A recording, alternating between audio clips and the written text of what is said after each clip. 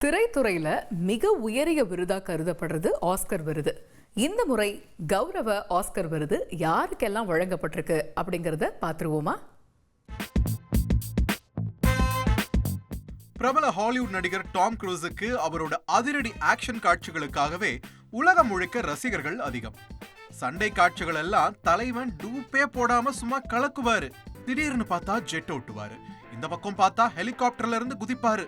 இதெல்லாம் பண்ண வாய்ப்பே இல்லைன்னு டாம் க்ரூஸ் கிட்ட எதையுமே சொல்ல முடியாது. அந்த அளவுக்கு 62 வயசுலயும் இன்னும் இளமை துடிப்போட ஆக்ஷன் காட்சிகள்ல மிரள விடுவாரு டாம் க்ரூஸ். அவரோட மிஷன் இம்பாசிபிள், டாப் கன் படங்களே இதுக்கெல்லாம் மிகச்சிறந்த உதாரணம். பாராஷூட்ல இருந்து அதிக முறை குதிச்ச நபர் அப்படின்ற சாதனையையும் டாம் க்ரூஸ் பண்ணிருக்காராம். இப்படி பல சாதனைகளுக்கு சொந்தக்காரரான டாம் க்ரூஸுக்கு கௌரவ ஆஸ்கர் வழங்கப்பட இருக்கு. நவம்பர் 16ஆம் தேதி விருது வழங்கும் விழா நடக்க போகுது.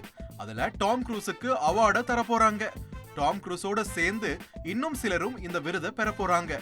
டாலி பார்டன் இருக்காங்கல்ல, அதாங்க பிரபல அமெரிக்க பாடகி, பாடலாசிரியர், நடிகைன்னு பன்முகங்கள் கொண்டவங்க. அவங்களுக்கும் கௌரவ ஆஸ்கர் விருது வழங்கப்படவிருக்கு. அதே போல நடிகை, இயக்குனர், தயாரிப்பாளர், பாடகியா அறியப்பட்ட டெபி ஆலனுக்கும் ஆஸ்கர் விருது கொடுக்க போறாங்க. இவங்க 20 முறை எம்மி விருதுக்காக பரிந்துரைக்கப்பட்டிருக்காங்க. 5 முறை அத விருதை வென்றும் இருக்காங்க. கோல்டன் குளோப் விருதையும் வென்றிருக்காங்க. அப்புறம் எழுத்தாளரும் இயக்குனருமான வின் தாமஸும் கௌரவ ஆஸ்கர் விருதை வாங்க போறாரு. கௌரவ ஆஸ்கர் விருது வாங்க போற எல்லாருக்கும் ரசிகர்கள் வாழ்த்து மழைய பொழிஞ்சுக்கிட்டு இருக்காங்க. சினிமா உலகை ஃப்ரேம் பை ஃப்ரேம் படம் பிடித்து காட்டும் தந்தி சினிமா சேனலை இப்போவே சப்ஸ்கிரைப் பண்ணுங்க.